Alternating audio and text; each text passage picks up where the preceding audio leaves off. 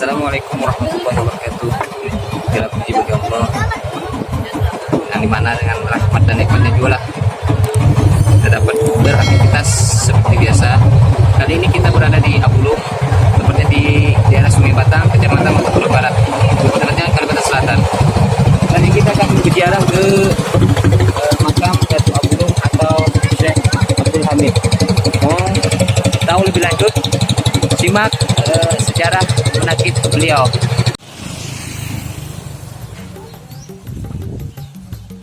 Assalamualaikum warahmatullahi wabarakatuh.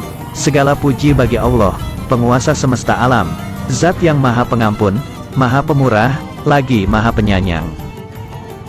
Menyebut nama Syekh Abdul Hamid atau sering kita sebut Datuk Abulung, pasti di benak kita terkenang akan seorang ulama yang pernah menggemparkan Kalimantan dengan paham wahdatul wujudnya.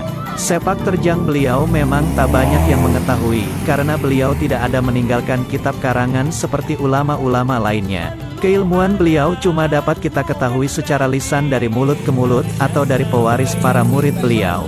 Banyak pendapat yang berbeda tentang kisah beliau, ada yang menyatakan bahwa ilmu beliau salah atau manyalah dalam bahasa Banjar. Tapi sebagian masyarakat Banjar bahkan hampir seluruhnya menyatakan bahwa Datuk Abulung ini adalah seorang wali Allah, terlepas dari segala kontroversi yang ada. Riwayat beliau sangat dicari oleh sebagian masyarakat Banjar.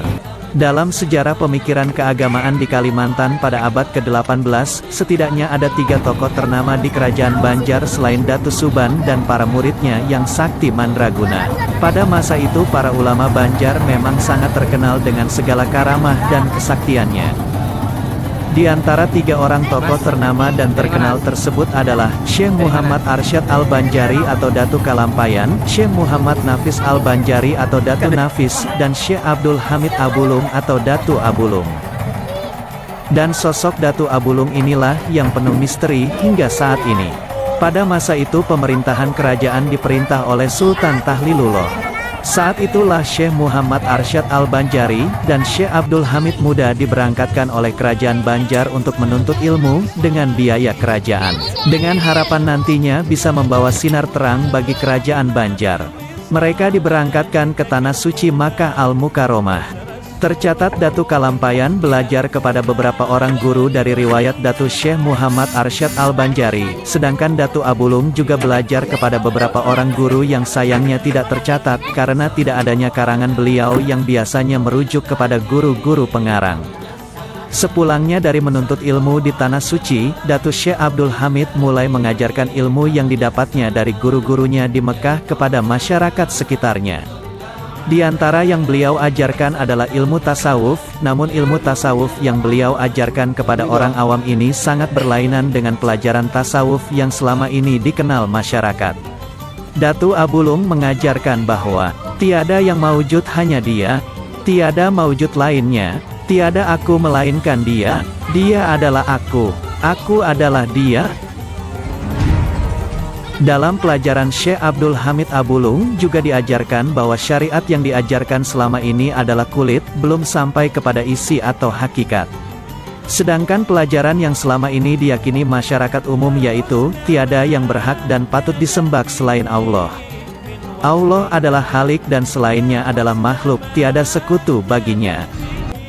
Ajaran Datu Abulung ini kurang lebih seperti ajaran Abu Yazid Al-Bustami, Husain bin Mansur Al-Halaj, yang kemudian memasuki Indonesia melalui Syekh Hamzah Fansuri, Syekh Syamsuddin di Sumatera, dan Syekh Siti Jenar di Pulau Jawa. Mendengar fatwa Datu Abulung yang berbeda dari kebanyakan paham masyarakat pada waktu itu, maka gemparlah masyarakat yang menerima ajaran tersebut.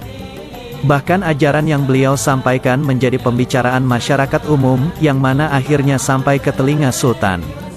Sebelum Datu Abulung dipanggil Sultan, terlebih dahulu minta pendapat Syekh Muhammad Arsyad Al-Banjari.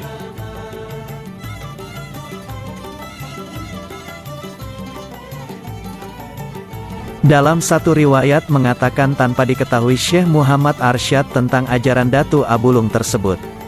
Setelah menelaah beberapa kitab, kemudian diambil kesimpulan bahwa ajaran yang dibawa Datu Abulung yang diajarkan kepada orang awam tersebut bisa menyesatkan masyarakat dan bisa merusak kehidupan beragama. Adalah kewajiban ulama dan umara melindungi keagamaan rakyatnya dari unsur-unsur yang membahayakan. Jika tidak dapat dengan jalan damai, maka lebih baik menyingkirkannya. Menolak mafsadah atau keburukan lebih didahulukan daripada mengambil manfaat. Melenyapkan seseorang untuk menyelamatkan orang banyak dibolehkan menurut hukum, malah terkadang wajib. Berdasarkan keputusan tersebut, maka dipanggillah Datu Abulung. Salah seorang prajurit kerajaan disuruh untuk mendatangi Datu Abulung. Setelah sampai di tempat Datu Abulung, lalu dipanggillah beliau. Satu riwayat menceritakan pemanggilan tersebut. Prajurit itu berkata, "Hai Syekh Abdul Hamid, Anda dipanggil Baginda Sultan." Kemudian dijawab oleh Datu Abulung, "Syekh Abdul Hamid, tidak ada yang ada, hanya Allah." Mendengar hal tersebut, prajurit mengadukan kepada Sultan. Kemudian Sultan menyuruh kembali dan memanggil Allah tersebut. Setelah sampai di tempat Datu Abulung, prajurit itu kembali berkata, "Hai Allah, Anda dipanggil Baginda Sultan." Yang kemudian dijawab kembali oleh Datu Abulung, "Allah tidak ada yang ada, hanya Nur Muhammad." Mendengar hal itu, prajurit kembali ke kerajaan dan mengatakan hal tersebut kepada Baginda Sultan. Kemudian Sultan berkata, "Panggil ketiganya, Syekh Abdul Hamid, Allah, dan Nur Muhammad." Setelah prajurit tersebut memanggil seperti dipesankan Sultan, barulah Datu Abulung berkunjung ke istana. Di tengah perjalanan menuju istana, terdapat perangkap yang apabila terpijak maka melesatlah sebilah tombak tajam yang akan menghujam ke tubuh orang yang menginjaknya.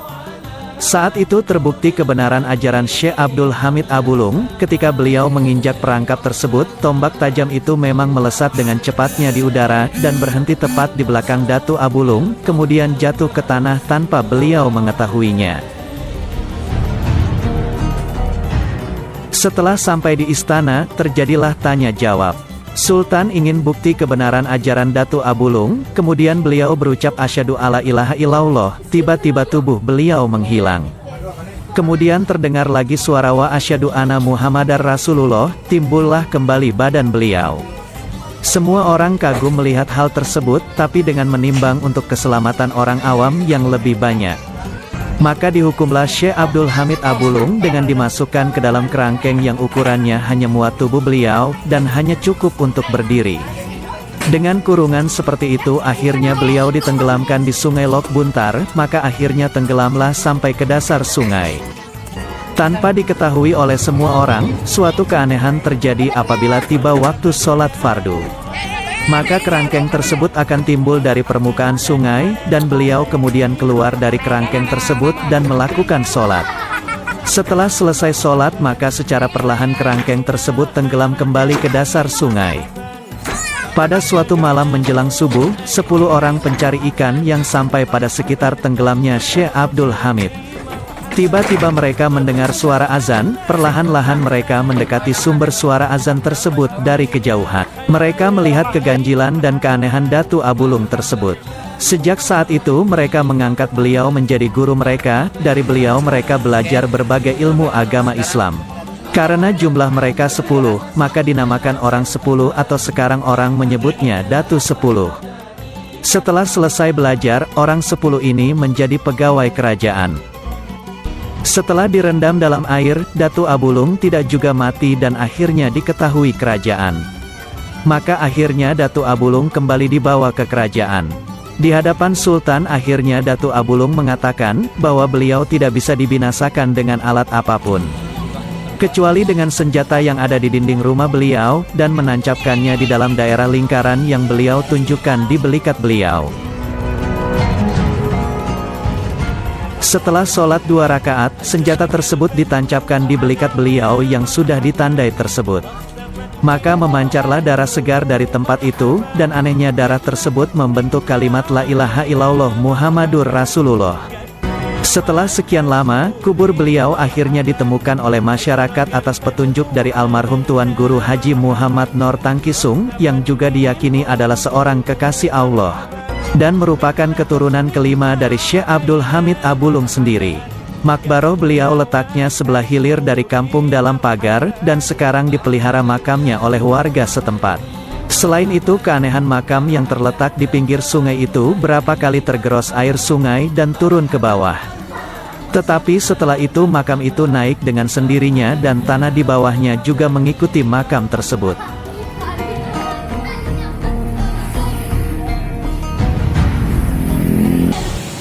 Alhamdulillahirrahmanirrahim. Kita sudah ziarah ke makam Syekh Abdul Hamid atau Datuk Abulung. Mudah-mudahan mendekat ziarah ke makam orang saleh, kita dapat berkat dan mengambil hikmah dan menjadi pelajaran bagi kehidupan kita sehari-hari. Billahi taufiq wal hidayah. Wassalamualaikum warahmatullahi wabarakatuh.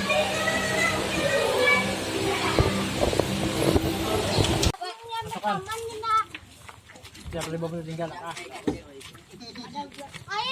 Gua Datuk bagus ka bilang gua. Sedot itu bagus.